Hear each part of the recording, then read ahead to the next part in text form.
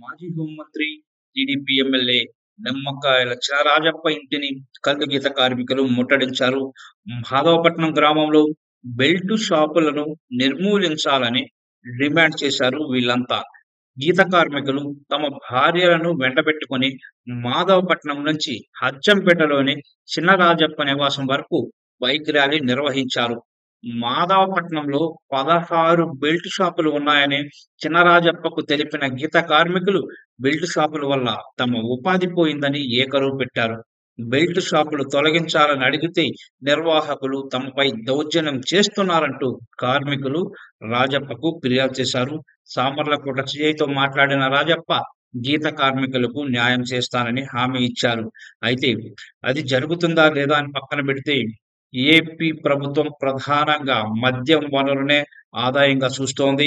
ఇటువంటి నేపథ్యంలో బెల్ట్ షాపులని మాజీ హోంమంత్రి తీసేయిస్తారా లేదా అనేది మనం చూడాలి.